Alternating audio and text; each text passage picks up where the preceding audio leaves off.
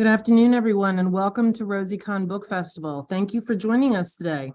My name is Diane Rogers, and I am the school librarian at Ben Davis Ninth Grade Center in Indianapolis, Indiana, and the founding member of RosieCon Book Festival. I'm very pleased that you decided to join us today for our festival's fourth author panel for the 2022-2023 school year. RosieCon chooses which books and authors to invite to the festival based upon the titles each year that are on the Elliott Rosewater, Indiana High School Book List. All authors and illustrators for the 25 titles are invited to participate. For various reasons, usually scheduling conflicts, it isn't always possible for all invitees to attend. In case you didn't know, the Rosewater list is a recommended reading list of contemporary titles for Indiana teens. The list is renewed and refreshed every school year with new and exciting books and is sponsored by the Indiana Library Federation.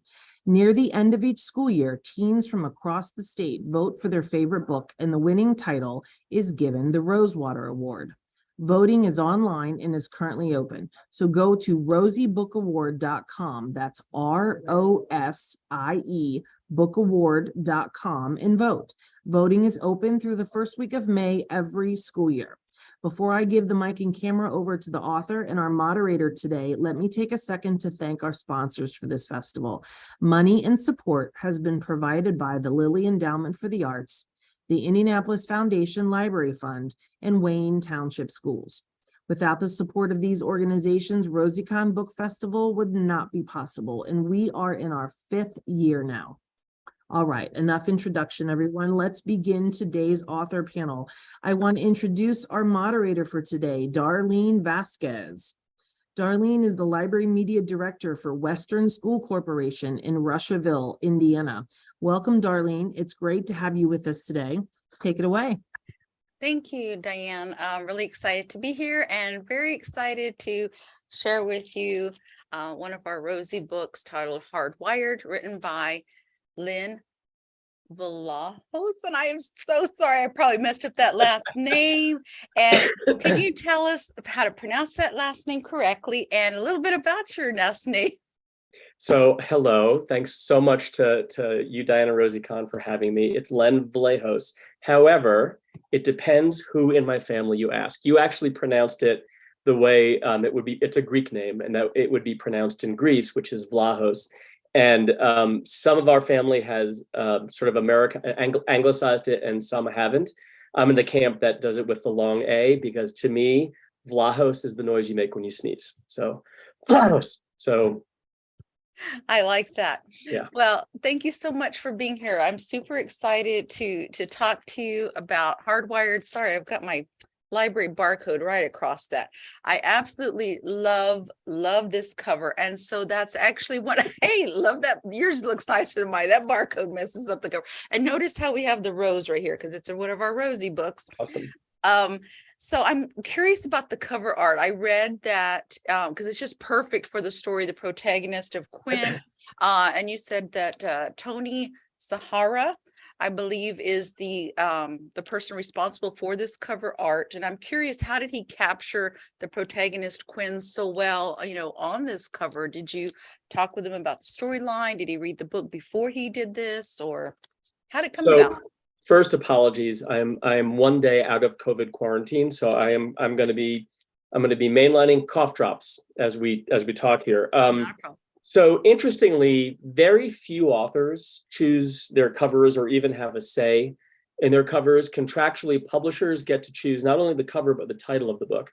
So when this book was sold to Bloomsbury Publishing, it was actually sold under the name Quinn.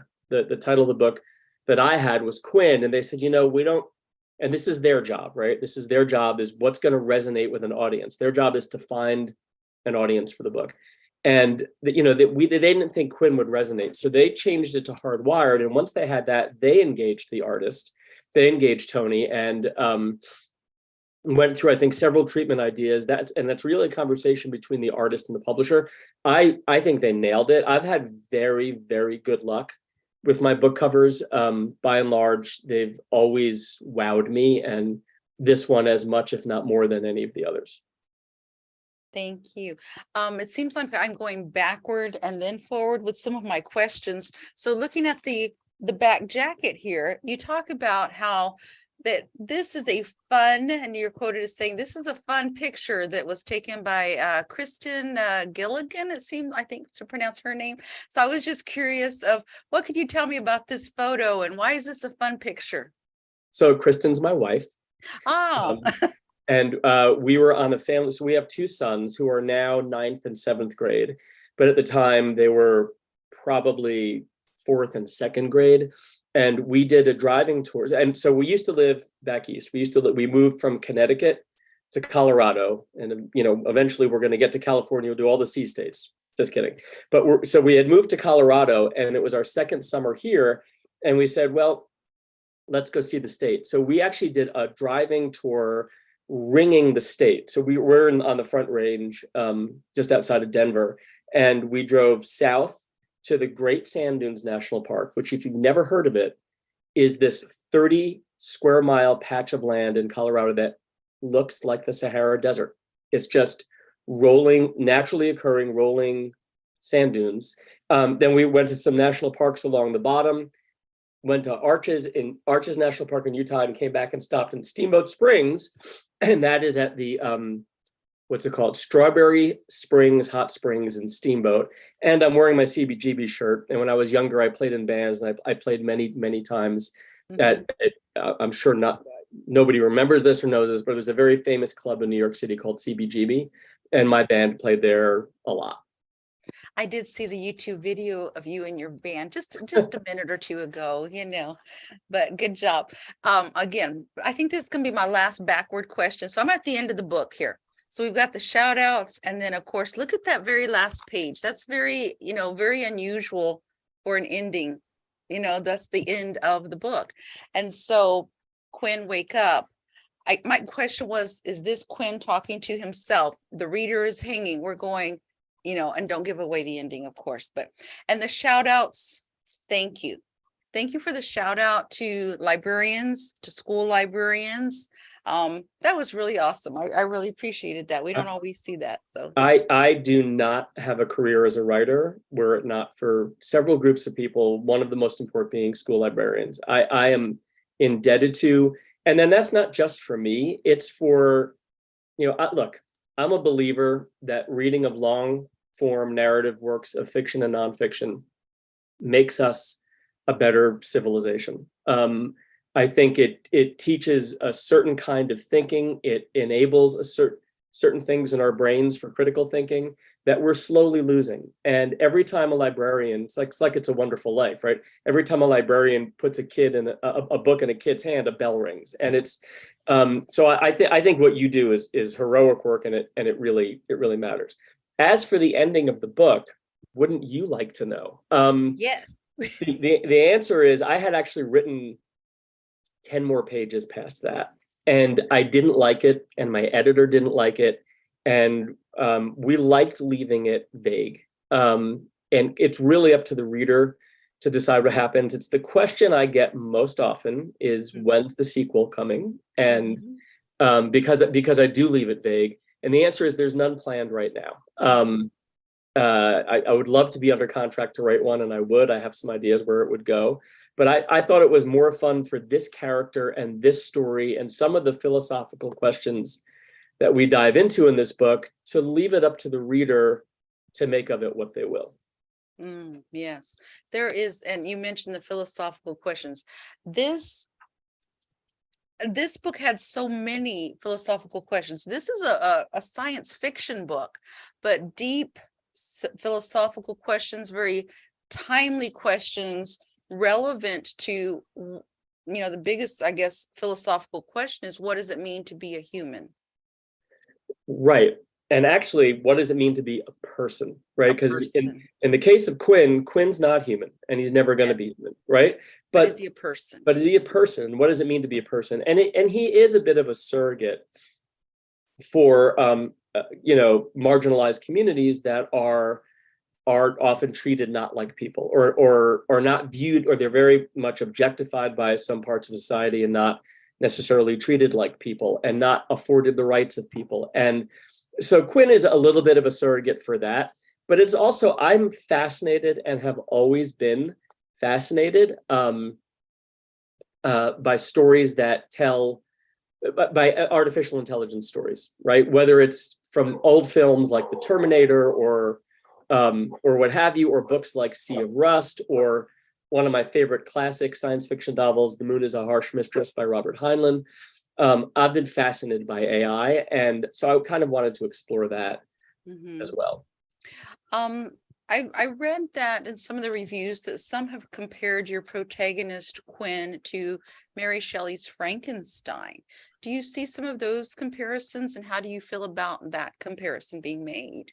Well, anytime you're compared to a great work of literature, you are flattered, and I was very flattered when I saw that. And I think the analogy is where somebody might see that is that Frankenstein is a monster who is not evil, and is sort of made evil by the world around him, and is reviled because people don't understand. And that's Quinn, right? People don't understand. They put him in this box of what he is, and they think they know what that means. But Quinn is as normal a boy as the next one, save for his corporeal being, so. Yes.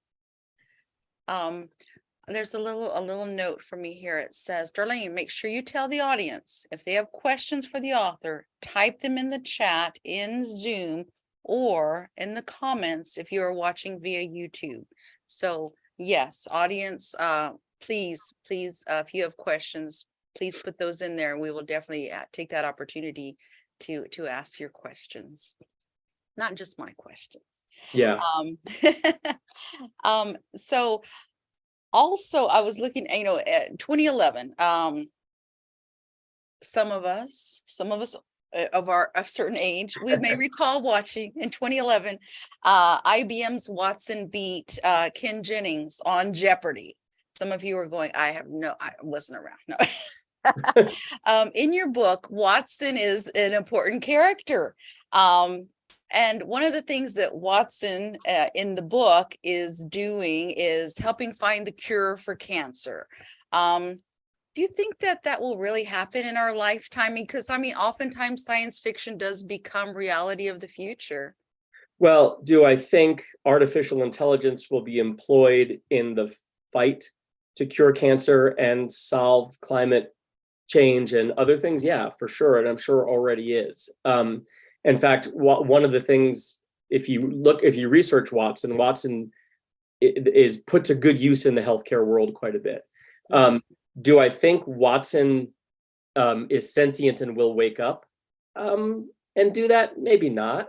That was definitely a little bit of literary license. I needed a character for my character to talk to, and Watson seemed like such a good and obvious fit because Watson did have some notoriety from the Jeopardy thing, and so people I think already associate AI with Watson. So to make Watson a character was actually quite a bit of fun. I thought that was really interesting how you put how IBM's Watson is in your book. I was like, oh, that's really awesome, and how he interacts, with Quinn, the protagonist of the book. I've never got a word out of IBM about this though. I actually mailed a copy of the book to somebody on the Watson team, but never got a response because I was just curious what they thought of it, and no, never heard a peep. That would be interesting if you ever do. I would think that would be fascinating. But also, of course, in the book, you also show how Watson is being manipulated by people to do bad things, not only to help people, but to hurt people, at the same time. And so I thought, again, the philosophical questions and the different layers of things to really stop and pause. And it really makes you think about, as I was reading this book, I would have to stop and think and have a discussion, even with my husband, who's an engineer, about things. And I'll be honest with you, I am not a big sci-fi reader, but this one, I loved it because I think this one is a good segue for someone who's looking for maybe their first science fiction book, or even for those who are diehard sci-fi fans, either or. So I love that your audience can be, not just pigeonholed, into, oh, you're a science fiction reader. Let me give you this book. This would be great for really anyone. So I'm really enjoyed that aspect of I it. appreciate that. Thank you. Okay, one of my questions, because some of the things, I'm not going to ask your age, don't ask mine, but we are definitely older than our teenage audience, right? So I don't know, I was curious about being field tested, some of these things with the teenage group, because texting is their means of communication. And I love how Quinn says, at some point he has no other option. He has to use communication via text to Shia. Is it Shia? Shay. To Shay. And he says he does not like texting. He can't hear her tone of voice. He can't read her facial expressions. And he says texting is an antiseptic way of talking. Do you think that teenagers are going to get the meaning and the gist of that?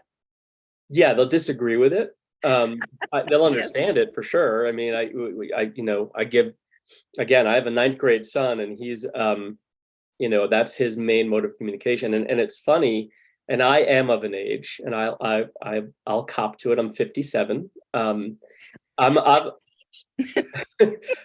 not asking. I'm of an age where, when email first started, it was a big deal, right? It was sort of revolutionary for us. Yes, So I'm always amazed that kids today think email is like a joke, right? It's like no one communicates by email. It's like the phone. In fact, I think more kids communicate by phone than they ever do by email. But for Quinn, because Quinn so wanted to interact with Shay, that that form of communication did feel antiseptic to him, and it did feel, and I do think it's true. I think I alluded to this earlier too. We live in a society where a lot of our communication is in very short, pithy bursts, whether it's a text message, an Instagram post, a TikTok video, whatever it is.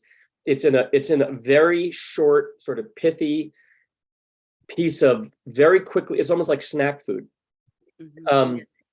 And I feel like we lose a little bit as a society by communicating like that. My guess is most teens would tell me, no, you don't understand. And they're probably right. They're figuring out how to communicate, and the issue isn't with them, it's with me.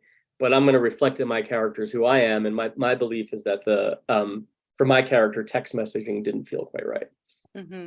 So I was like that I hope that the teens do pick that up and realize, you know what, there are some things lacking when your communication is reduced to simply text messages, and hopefully they'll start to actually start using their voices more. Also, let me see, I'm sorry, I'm reading through my questions, apologies for that. How difficult was it, or what were the challenges that you faced to create this AI character of a teenage AI character called Quinn? Did you consult with experts, or you said this is something that you just have a personal passionate about, artificial intelligence? So it's a great question. It's a big question. Let me break it down into a couple of things. First, the very first time I sat down and started drafting this story, the character was not AI. The story actually got started. I'm probably going to answer a few of your other questions here. This is going to be long. Oh, that's great. The story got started when my first son was born. And I said, he's 14 now, right? So I had this idea 14 years ago. And when you're a parent, when your first child is born, it is your first real hard look at your own mortality. Because now there's someone on the planet who you not only want, but you need to outlive you. And for the first time ever, your contemplation of your own life and your own mortality is a very real thing from a very different perspective. And then after my second son was born, I thought, well, what if something happened to me before my time and I'm not here for them? So I started this story with this kid whose dad has left behind for him this series of video messages. And that's actually how the story started. And in the video messages, the dad actually mentions something about God and going to heaven. And the kid gets religion and becomes very religious and he becomes a priest. And when he gets his dad's last message as a young man, he finds out his dad wasn't religious at all, and he has this crisis of faith. And the book really is sort of an intersection of technology and faith a little bit. And it wasn't really working. So I put it aside. And I had read a bunch of other books, this book called Sea of Rust by Cargill is the author's last name. Jason Segel, the actor, had a young adult series, and I'm forgetting the name of it, but set sort of in this virtual construct. And these things, something in my brain clicked and said, oh, go back to that story. This is not a book about religion. This is a book about technology. And your character's not a boy. He's a artificial intelligence. So once I had that, I knew what I wanted was for Quinn to read like, because he feels like a boy. He doesn't feel like, nothing in his background tells him to feel like an artificial intelligence. That's what's alien to him. What's not alien to him is being a 15-year-old boy and doing the things that, because he's been hardwired to have these experiences, what a 15-year-old boy would do. So his voice needed to be, at the beginning, unmistakably teen. By the end, it's supposed to morph to being something more than. As he comes to grips with who he is and how he's treated and what he can do that others can't do, he starts to feel and play the part more of the quantum intelligence. To do all that, I did a ton of research on artificial intelligence and read a couple of books, a lot of websites, and Quinn's brain is constructed on some work. Oh my gosh, I'm blanking. It's in here. I'm blanking on the scientist's name who had done. I gotta find it because it's important.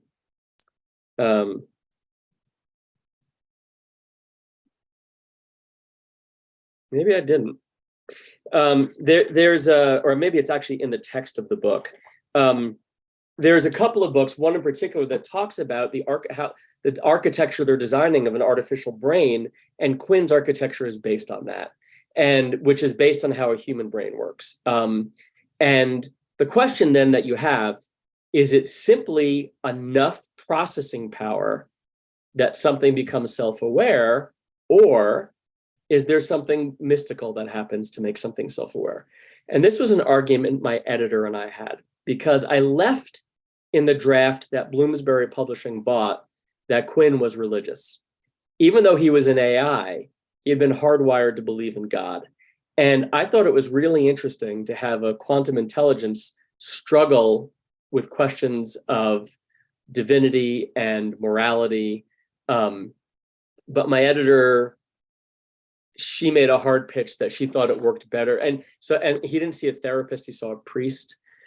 She made a hard pitch that we pivot. Editors are there for a reason. I took her advice and the story changed accordingly. Long answer to a good question. No, thank you for sharing that, because I'm so curious of how you went through the process. I had no idea that it took how many years again? Well, the first idea sort of started 14 years ago, and I probably started writing a year or two after that. And then I wrote for maybe a few months, and then I put it away. Mm-hmm. And then I put it away for 10 years or whatever, almost a decade. When I came back to it and I had that spark of inspiration, I think this book was one of the faster ones I wrote. I think it took about 6 months to write this book. After you pulled it back out and another, yeah, that's Now, fascinating. if you're a writer out there, never throw anything away. Keep it. Good advice. So yes, I there was the, the do unto others, there was the golden rule. And so there's still the, for Quinn, about love and about religion and about the ethics of what's the right thing to do and about justice. And again, there was just so many layers and so many elements that really, has the reader pausing and thinking. And it's maybe ironic, if for lack of a better word, all of those thought-provoking philosophical things are coming through the mind and the thoughts of the AI, Right. A little bit of a comment on humanity too. So, right? So your sons, you said, one's in the 9th grade and the other is 7th grade. So do they help you with helping? Do you see some of the teenage boys in Quinn a little bit? Yeah, some of Quinn's friends in the beginning, even though they're sort of artificial friends, some of that was inspired by my kids. The opening scene, the Magic the Gathering tournament, was something one of my sons I was taking him to, and it was based really very much on watching him do that. I try and listen. The number one tool of a good writer or creator is really the power of observation. It's to look and listen. And I try very hard to listen and be attuned to how my kids talk, how my kids think. And I'm an older dad, and I'm very cognizant of the fact that I'm not a teenager. And it's important that I try and understand their language and not try and write my language for them. Yeah, I think you did an excellent job of that. I had a 9th grader read this book because it was new for our library, and I said, "Hey," so I held it up and I book talked it, and I hadn't even got to the point of putting the barcode on it yet, and he's like, Can I read that book?" And I said, "As long as you promise to bring it back." And he brought it back in a week, and he said, "I really like this book." And I asked him if he could, hop in and join us today. And he's like, "I'm in track practice today. I don't want the coach mad." But he said he really, really liked the book and highly recommended it to other, 9th graders. And I said, "Who else do you think would like this book?" He goes, "I don't know, the girls might like it too, because there's some romance in there too." So I think it just the book is there's such a wide audience, for this book. Well, thank you, and tell him thank you, and I totally get it. I have one son is a wrestler and the other one is a hockey player, and we live and die by their practice schedule. So yes. I sure will. I will tell him that. Noel is his name. And I also see that you are the owner of the Tattered Cover Bookstores in Colorado. Former owner. Owner. We sold the stores. The pandemic came close to putting us out of business, and we were very fortunate to find buyers to keep the businesses going. They're sort of in the Metro Denver area. They're really legendary businesses. My wife and I bought them in 2015, and when we had it was 4 locations, including one 26,000 square foot bookstore. They're, really spectacular places, and we sold in December of 2020, and we were really fortunate again to find buyers, and they're still going strong today. So we're super happy with that. But I spent most of my career either in book selling or the service of booksellers, and that's so I've been in the book industry in my day job as well. And yes, most writers, not all, but most writers have day jobs. While this is a great career, you have to hit a certain level especially when you have kids who are addicted to food, before you're not also working a day job. So we have been seeing as school librarians, public librarians, some challenges this year. There was, of course, the 2020 pandemic challenge of keeping a bookstore open, but now we're seeing some other types of challenges about books and protests about books, book banning, etc. I'm wondering if you have ever had to deal with that, either as a bookstore owner or as a writer, and how you handle that. So never as a writer. My books, to my knowledge, haven't been challenged. Certainly as a bookstore owner, and my set of beliefs is that there's no idea so dangerous that it can't be discussed. And so I'm pretty much a very strong free speech advocate. And there have been in the last year an alarming increase in the number of challenges to books, often in school libraries, sometimes in bookstores, and let the people decide. And I as a bookstore owner, I never felt that I needed to insert my editorial opinion on what you could or could not buy, or what you should or should not buy. And I was always cognizant of the fact that when someone came into our stores to buy something, I never knew their reason for wanting to buy it. There are lots of reasons to buy a book, and there are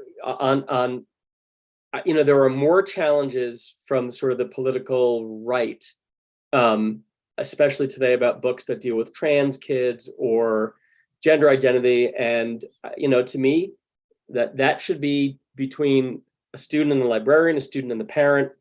And I'm a strong believer that books should not be banned. But there are challenges from the left too. And, we had people tell us that we should not be carrying Mein Kampf, right? Because and that's, for people don't know, that's Adolf Hitler's autobiography. But shouldn't students of history read that book so it never happens again, right? And I know booksellers who have banned, they're not carrying J.K. Rowling books because they don't agree with her stance on trans issues. And I'm not going to go down the rabbit hole of having that conversation, but J.K. Rowling has done more to get kids to read than any person in the 20th century. Save maybe Dr. Seuss, who's had his own challenges. And Right. So I'm a believer in free speech across the spectrum, and that it's important that our libraries and our bookstores stay free, and that we have the freedom to read what we choose to read. Yes. And I agree with you personally wholeheartedly as well. But I've been, in education for 25 years. I've been a school librarian for over 15, and I've never seen something of this caliber. And I talk about freedom to read and let them read what they like. And we want kids to be reading, and First Amendment and Constitution and, ALA and all of that good stuff. So I'm just curious of what direction, this is going to be going in. And I after reading this book, because we've already had, just in the past 3 months, even, I've had more book challenges than I've had in a whole career. So when I was reading your book, I thought, who would possibly find anything to challenge about this book? But sadly, I'm sure there would be something. Oh, that's not, artificial intelligence is not, I don't know. Yeah, It could be anything. I've seen comments around my other books, never a challenge, but I've seen comments that, so the very first book I wrote, The Scar Boys, here, I'll do some show and tell. The Scar Boys, which is it's really a love letter to music. It's a badly disfigured kid finds his way in the world by playing in a punk band of the 1980s. And a lot of the backdrop of the book are things that happened when I played music, right? And you write what you know, especially for your first book. On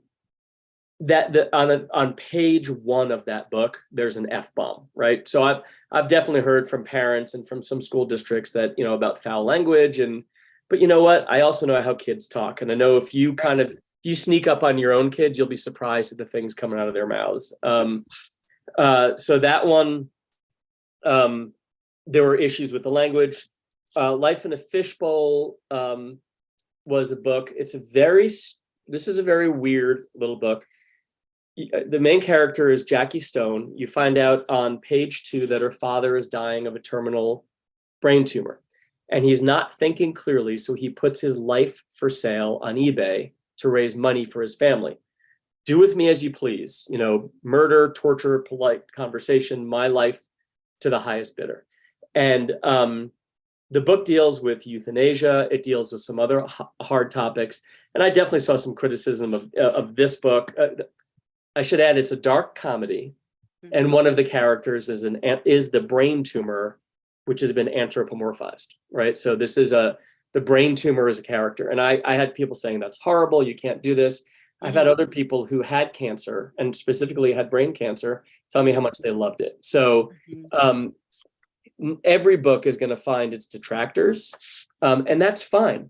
They should be detractors. But just because you're a detractor doesn't mean you get to stop someone else from reading it. I saw with the book that you held up, Life in a Fishbowl.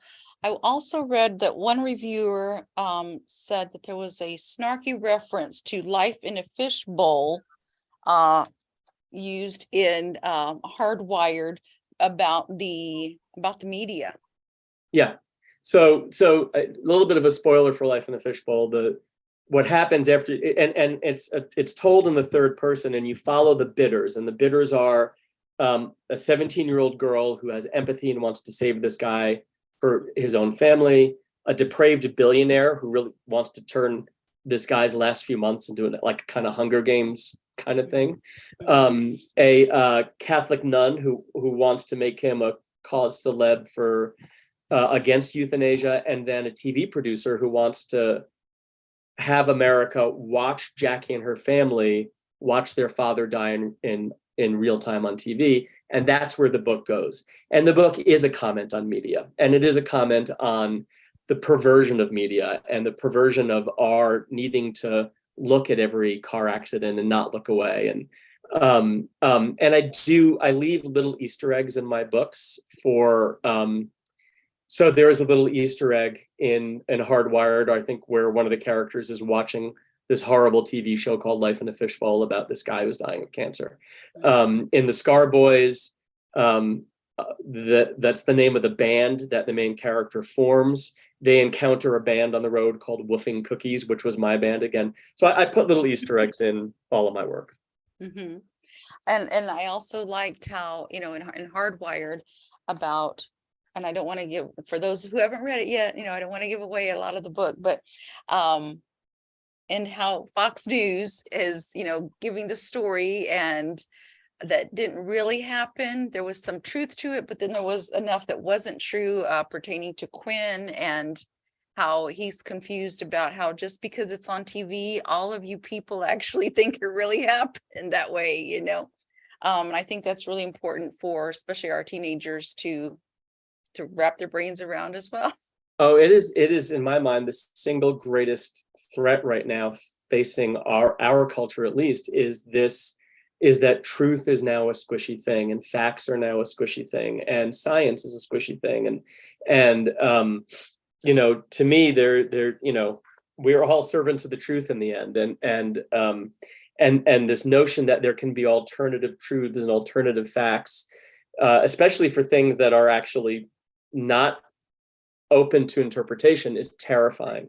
There's a very good Netflix documentary called The Social Dilemma, which so it's a little bit goofy the way it's made, but the point they make is really powerful, that once you start down a certain way of thinking on a social media platform, let's say YouTube, you're then going to be fed more and more content that echoes and amplifies that, and ultimately in an almost perverse way. And you don't realize it, whether you're a teen or an adult, that your entire worldview is being molded without actually any reliance on truth and fact, and it's terrifying. Yeah, the algorithms and how exactly. Oh yeah, that is kind of a scary thing. And then they're just feeding you what you already think that you, and yeah, it is a scary thing. So curious how that's gonna change in the future. So Diane, are there any questions that I'm missing? If not, I'm going to just continue on. Okay, thank you. I just wanted to make sure that I haven't left off anybody that had a question. What are you, of all the books that you've written, what was the hardest book to write? What's your favorite, least favorite, and what are your future plans? What do you have in store for us? Okay, the hardest book to write was this, Scar Girl, which was sequel to the Scar Boys. And it was because it was really an unplanned sequel. And the publisher was so pleased with how Scar Boys was doing, they contracted me to do this, and it was hard. It was hard to write. Asking my favorite and least favorite book is like asking my favorite and least favorite kid. I love them all for different reasons. I will always have a soft spot for Scar Boys because it was the first one I wrote. I think, you know, Hardwired is one of the better books I've ever written, just in terms of as in pure writing. I really feel like I felt like I hit my stride as a writer with that book. And there's a thing among writers sort of called imposter syndrome, right? I could be in a room of 5 writers and we could all have 5 books published, and every last one of us is going to feel like we're not the real writer in the room. You never feel like you're up to the task. And I'm sort of just starting now and at this point in my career to get over that, although I'll tell you in a second why not. So each of these books was a challenge in its own way of trying to get the story I wanted told. What's new? So in fall of 2021, my agent and I went out on submission with a young adult novel that I knew was going to be a hard sell. And it was such a hard sell that we never sold it. And I'm still deciding if I want to just maybe put it up on Wattpad or someplace else for free, and just because I'm really proud of it. It's called New Thinker's Guide to the Forest. And it's a comedy. It's supposed to be humor. And it starts with this 15-year-old cave boy who's walking through the woods and sniffing the food for air and scratching his butt and drooling. And he looks down and he sees a face looking back up at him. And it's his reflection in a puddle of water. And it's the first thought he's ever had. He goes from being a non-thinker to a thinker. And that's the conceit of the book, is there are thinkers and non-thinkers in the forest, which is the universe in which this takes place. And there are little societies of thinkers, most of whom have fire and none of who have tamed it. They all sort of have it by accident. So my character, Oog, gets taken in by these older thinkers and causes their fire to go out. So he decides he's going to go where he sees the sun meet the earth every day, where it drops fire, and bring fire back to save their village. And it becomes this Gulliver-esque kind of road trip where he goes from one silly society to another. One sends up capitalism, one sends up communism, one sends up religion, and one sends up social media. And he makes friends and falls in love along the way. And it's his story. And I loved it. My wife loved it. My agent loved it. We couldn't find a home for it, right? So even though I have 5 published books, I've had a couple reviewed in the New York Times, I've done pretty well in my career, it doesn't mean anything for whatever your next book is. It's like baseball. You're only good as good as today's starting pitching. So since then, I wrote a middle grade novel, which is it's my first middle grade. It's really a treasure hunt book. And again, my agent and I both love it. And that is currently out on submission. And I think we've so far pitched maybe a dozen editors, and we've had maybe passes from half of them, and we're waiting to hear from the other half. It's another book I'm super, super proud of. I'd be excited to get that out of the world, but that at that point becomes either I have to decide if I can't find a home, I have to decide if I want to self-publish or try again in a couple of years or not. So. And you said this is your first book written for middle grade audience? Yeah, it's my first attempt at middle grade, and obviously your language is different. You're not going to get into some of the dark themes that you would get into, like in Life in a Fishbowl, euthanasia, and Scargirl, pregnancy, teen pregnancy. That you're not doing that in a middle grade book, right? But my character does have a mom who has a drinking problem, right? So you could cover that, and he does have a crush on a girl, but nothing ever comes of it. So, and then again, there's if you're familiar with a young adult author and middle grade author, one of the great gentlemen of publishing, David Levithan. So David has written a whole lot of books: Nick and Nora's Infinite Playlist, Everything Is Not Okay, Two Boys Kissing. I mean, he's a very prolific author. And I heard, and I know David, I don't know him well, but I know him, but I heard him speaking once, and when he wrote his first middle grade, and I stole this, he set his font to 18-point type so that on the screen it looks bigger. And I did that too, just to remind myself at all times. Mm-hmm. I had restrictions that I never had when writing for a YA audience. There is, when you mentioned about doing something different on a page, I'm looking through the book right now. Apologies, because I didn't mark it, and you just made me think of this. There was a couple of times for example, here, where you can Yeah. see that Quinn is, because he's, he's Carrying not. on two conversations at once. Yes, carrying on two conversations. I mean, I was like, okay, this is fascinating, but it was a little bit different for me to read. I hadn't seen a book that was written in that manner, where on the same page, he's literally carrying on two conversations at the same time. And as a reader, I was like, oh, okay, hold on. Here he's talking at the same time with his hope. He wants to be, or Shay, that he want, like, love for her to be his girlfriend.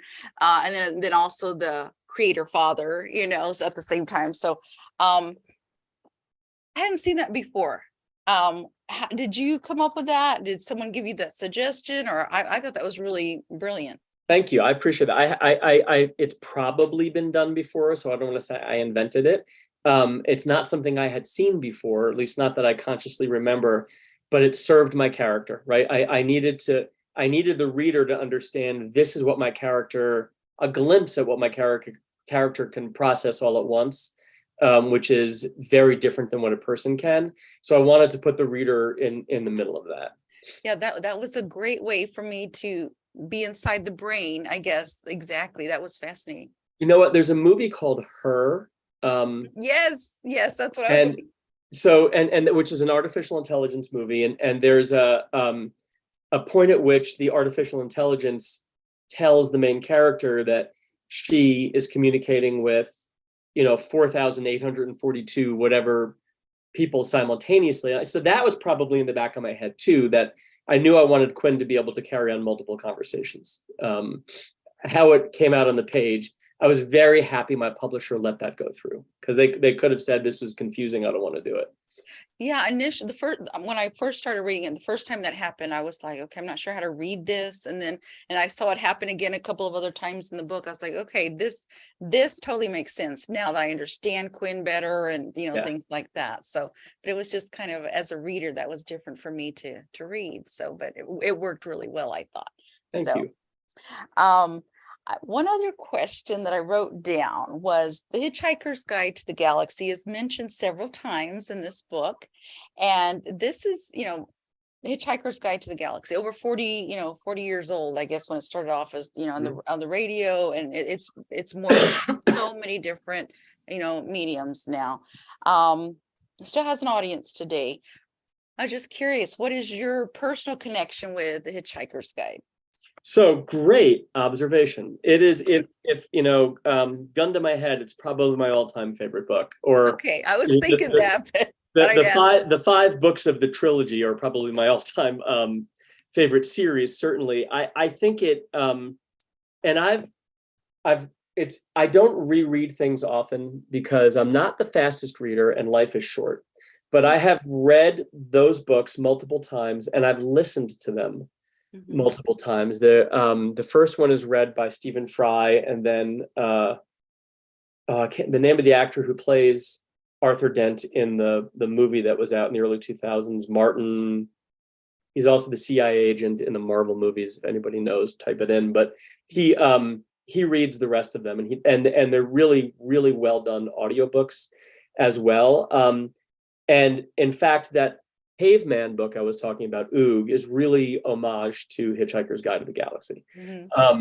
And I don't know that there was a point, I think I did do it in the Caveman book, or I was going to, maybe I was going to actually include a little scene that was direct homage to Hitchhiker's Guide to the Galaxy. But no, you're really good catch. I absolutely love it. I'm actually looking to see, because there's another thing that I do in my books that I've never ever copped to, and I'm trying to see if I have an example in.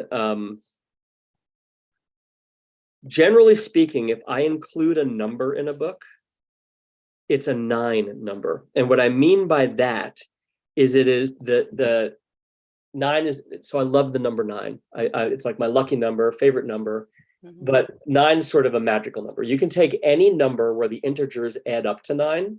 So 2,781 will be equally divisible by 9. And it can be as big as you want. So usually when I include a number in a book, it's a 9 number. So if it's a time on a clock, it might be 3:42 a.m., right? So 342 is 9. So another little Easter eggy kind of thing that I dropped. Well, thanks Hitchhiker, I for don't know why sharing that one. Hitchhiker's Guide made me think of that, but I didn't, thanks for sharing the 9. I did not, I missed the 9. I caught a few Yeah. things, but I missed the 9. So thank you for sharing that one with me. So, I think we are almost out of time. Is there anything else that you would like to share with us? I mean, this has been fascinating. Again, like I said, you surprised me because I was not a science fiction reader is what I would not call myself a science fiction reader. I wouldn't say that was my favorite genre, but I really, really like this book. And I've been promoting it and the kids are like, I like this book too. And this is great. I even bought a copy for my husband. So I really enjoyed this book. well, I appreciate that. The years ago, there was they were starting to refer to science fiction as speculative fiction in some cases where it's not, like a space opera, like, set far in the future.